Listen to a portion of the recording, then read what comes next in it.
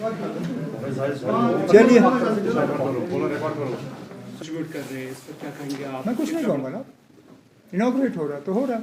Historical inauguration हो रही है पहली इनॉग्रेशन नहीं है, आखिरी इनॉग्रेशन नहीं होगी। इससे पहले भी बहुत चीज़ें इनॉग्रेट हुई हैं, इसके बाद भी बहुत चीज़ें इनॉग्रेट होंगी। आप अगर इसमें सियासत लाना चाहेंगे तो वो आपका फैसला है। मैं तो सियासत से हट के बात कर रहा हूँ। ठीक है ना, मंदिर बना, मंदिर की इनॉग्रेशन हो रही है, मामला खत्म। पॉलिटिसाइज कौन कर रही है इसको? कोई नहीं, आप कर रहे हैं ना, मुझसे सवाल करके आप पॉलिटिक्स कर रहे हैं। आप पॉलिटिकल जवाब चाहते हैं मुझसे, मैं आपको पॉलिटिकल जवाब दूंगा नहीं। इनॉग्रेशन है, खत्म।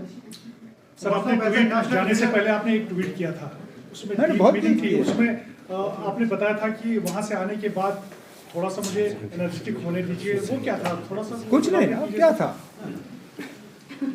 40-45 दिन लगातार हम भागते रहे, दिन में एक दो प्रोग्राम, हर असेंबली कॉन्स्टिट्यूएंसी में वर्करों के साथ मुलाकात।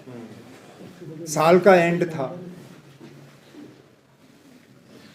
छुट्टी मनाने निकला, मनाई छुट्टी, वापस आ गया, अब आपसे मुलाकात कर रहा हूँ, और क्या था।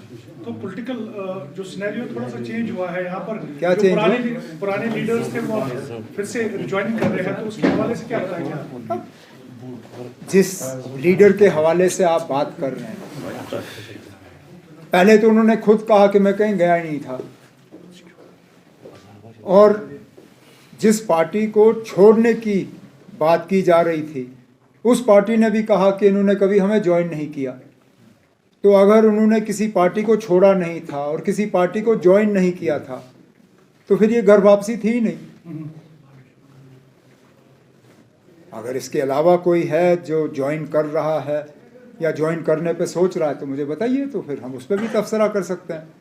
लेकिन फिलहाल आप एक लीडर की बात कर रहे हैं, उन्होंने खुद कहा कि मैं कभी गया ही नहीं था, तो अगर वो कभी गए नहीं तो फिर ज्वाइनिंग तो हुई नहीं ना। पॉलिटिकल पंडित्स ये मानते हैं कि यहाँ पर मदीना जाना नॉन मुस्लिम्स और मीरवाइज का दिल्ली पहुँचना और यहाँ से ये डेवलपमेंट होना, इसको जोड़ते हैं आपस में। जो पॉलिटिक्स यहाँ पर की जा रही है, जो सिनेरियो पॉलिटिक्स है वो चेंज होता जा रहा है, तो उस पर क्या कहेंगे सर आप? जहाँ तक नॉन मुस्लिम्स का मदीना जाने का सवाल है, ये आप मेहरबानी करके सऊदी अरेबिया के जो वहाँ हुक्मरान हैं, ये आप उनसे करिए। मस्जिद की देखभाल, फैसला ये कि कौन वहाँ जा सकता है कौन नहीं जा सकता है, वो आप और मैं यहाँ कश्मीर में बैठ के नहीं करते, वो तो रियाद में फैसला होता है। तो अगर इसको लेके कोई सवाल है तो बेहतर ये होगा कि रियाद में जो हुक्मरान बैठे हैं ये सवाल उनसे किया जाए। जहाँ तक यहाँ के मतलब पॉलिटिकल सिनारियो की आप बात कर रहे हैं, मेरे यहाँ से जाने के बाद और वापस आने में मुझे तो कोई ख़ास बदलाव नज़र नहीं आया है। जो एक्टिविटीज़ इससे पहले थी वो आज भी चल रही हैं, जो इससे पहले लीडर थे वो आज भी हैं, और जो इससे पहले बातें हो रही थी वो आज भी हो रही हैं। लोग बिजली को लेके परेशान हैं, लोग पानी को लेके परेशान हैं, लोग राशन को लेके परेशान हैं। मौसम ऐसा रहा है कि अब बीमारियां फैल रही हैं, लोग उसको देख के परेशान हैं। ये मेरे जाने से पहले भी हालात थे, आज भी हैं। सर उमर साहब, कोई अवामी नुमाइंदा नहीं है, न म्युनिसिपैलिटी, डीडीसी या असेंबली, इलेक्शन के बारे में क्या कहना चाहिए? ये हमारी बहुत बड़ी बदकिस्मती है। कहने के लिए तो हम दुनिया को कहते हैं कि India is the mother of democracy, लेकिन पता नहीं क्यों हम अपने हाथों से ही अपनी माँ की कत्ल जो है जम्मू कश्मीर में करना पसंद करते हैं। अगर मदर ऑफ डेमोक्रेसी है तो यहाँ क्यों नहीं? मैंने उस वक्त भी ये बार बार अपनी तकरीरों में कहा कि अगर अर्बन लोकल बॉडीज़ के लिए डिलिमिटेशन करने का सवाल था तो ये तो आप बहुत पहले कर सकते थे। डिलिमिटेशन का फैसला इलेक्टेड बॉडीज़ का ख़त्म होने के बाद क्यों लिया गया, इस पर कोई जवाब नहीं। आपकी पंचायतें ख़त्म हुई, आपको पहले ही से ही पता था कि पंचायतों का टर्म 5 साल का है। क्या 4.5 साल के बाद आप इलेक्शन का प्रोसेस शुरू नहीं कर सकते थे? अगर इसमें भी आपको नए सिरे से डिलिमिटेशन करने की ज़रूरत पड़ी तो 6 महीने पहले डिलिमिटेशन करते, एक एक करके। पहले तो आपने असेंबली ख़त्म किया, फिर आपने अर्बन लोकल बॉडीज़ ख़त्म किए, अब आपने पंचायतें ख़त्म की। या फिलहाल तो हमें लगता है कि पार्लियामेंट का इलेक्शन कराना इनका यहाँ इनकी मजबूरी है। और कितने अफसोस की बात कि असेंबली इलेक्शन पे भी सुप्रीम कोर्ट को हिदायत देनी पड़ी। मैं तो कहता हूँ कि हमारे इलेक्शन कमीशन को शर्म के मारे अपने सिर जो है झुकाने चाहिए, उनको लोगों से माफ़ी मांगनी चाहिए कि जो फैसला उनको खुद करना था वो फैसला अब सुप्रीम कोर्ट के ज़रिए किया जा रहा है। यहाँ इलेक्शन कराने का फैसला इलेक्शन कमीशन का है, जिसमें मदद मरकज़ की हुकूमत को करना है, लेकिन बदकिस्मती से दोनों ने हाथ अपने ऊपर किए और सुप्रीम कोर्ट को इसमें फिर आके इलेक्शन का अनाउंस करना पड़ा कि 31 सितंबर से पहले यहाँ असेंबली के इलेक्शन होने चाहिए। अब पार्लियामेंट की हम तैयारी कर रहे हैं, असेंबली का जब होगा तो उसकी भी हम तैयारी करेंगे। एक एक करके ना, मैं कहीं भाग नहीं रहा हूँ। Sir, I have a question regarding parliamentary elections. Would you be contesting this time? National Conference has not yet sat down to finalize its candidates. I have not had the opportunity to discuss this or any other candidature with colleagues in the party.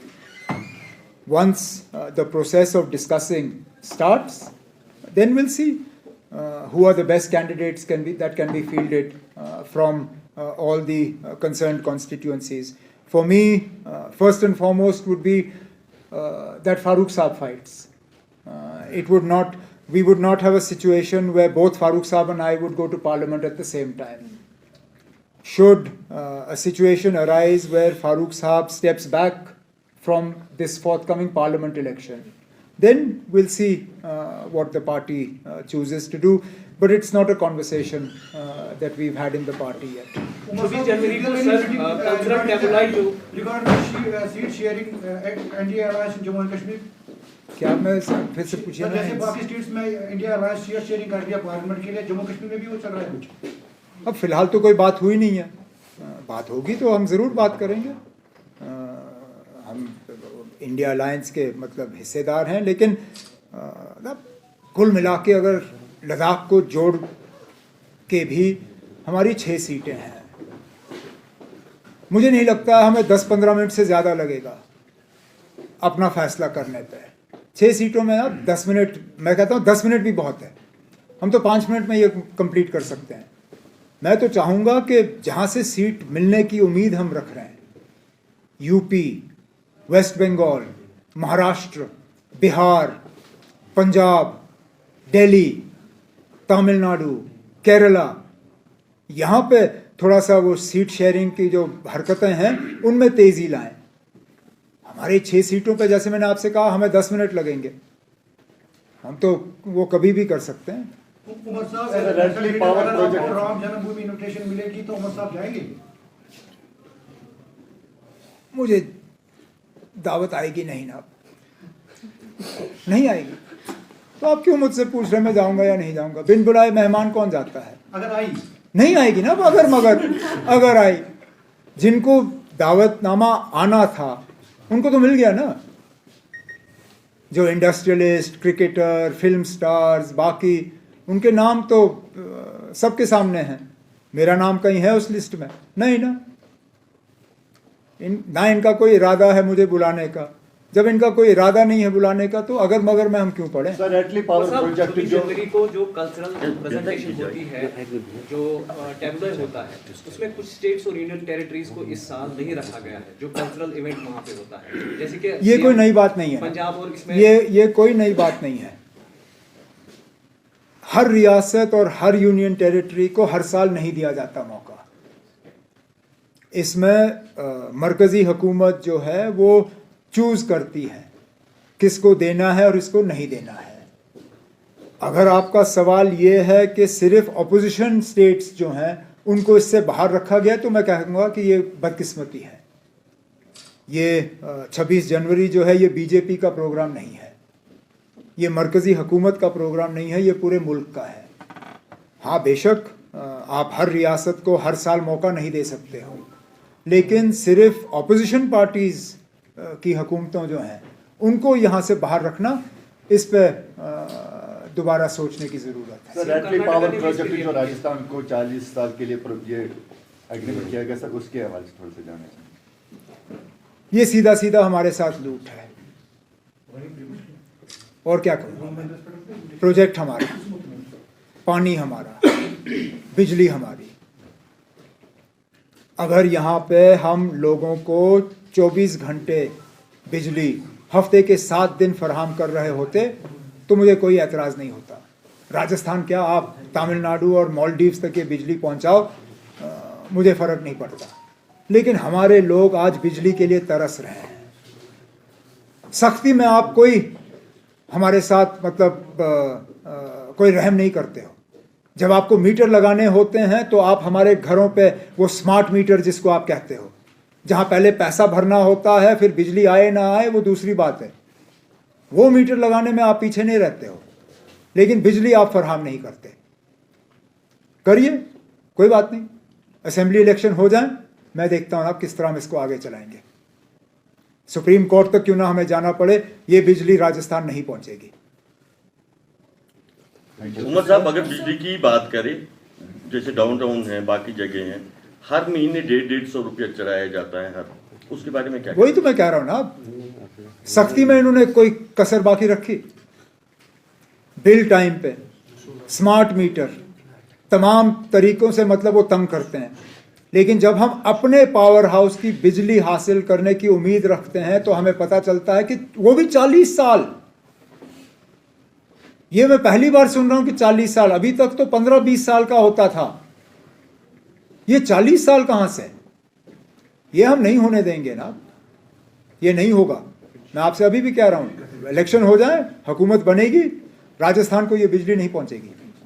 So one last question. So अभी जैसे INC is filing a review petition in SC today regarding abrogation of Article 370. So do you intend to file? And now the Going differences between Maldives and India. Maldives president now seek help from the Chinese counterpart. How do you see this relation between the Maldives and India? जहाँ तक मालदीव्स किस मुल्क के साथ किस तरह के ताल्लुकात रखना पसंद करती है वो मालदीव्स का अपना फैसला है। लेकिन जहाँ तक मालदीव्स के कुछ मिनिस्टरों ने हमारे मुल्क के वज़ीर आज़म साहब के बारे में जो अल्फाज इस्तेमाल किए वो सरासर गलत थे। जो यहाँ से इस मुल्क से जो टूरिस्ट जाते हैं, जो उनके बारे में कहा वो गलत है। चीन के साथ आपके ताल्लुकात जैसे भी हों वो ठीक है, लेकिन हमारे मतलब इस मुल्क के वज़ीर आज़म या यहाँ से जो टूरिस्ट जाते हैं उनको इंसल्ट करना, इसकी कोई ज़रूरत नहीं थी। अच्छी बात है कि मालदीव्स की हुकूमत ने उन मिनिस्टरों को सस्पेंड किया और हिंदुस्तान के वज़ीर आज़म से और हिंदुस्तान से माफ़ी मांगी। हम तो यही उम्मीद करेंगे कि पड़ोसियों के साथ, क्योंकि ये वाजपेयी साहब ने कहा था कि हम दोस्त बदल सकते हैं, पड़ोसी बदल नहीं सकते। हमने बार बार जोर दिया है कि पड़ोसियों के साथ ताल्लुकात जो हैं अच्छे रहने चाहिए, चाहे वो मालदीव्स हो, नेपाल हो, भूटान हो, बांग्लादेश हो, श्रीलंका हो, पाकिस्तान हो, अफ़गानिस्तान हो। ये हमारे हमसाई मुल्क हैं और हम चाहते हैं कि ताल्लुकात अच्छे रहें। ठीक।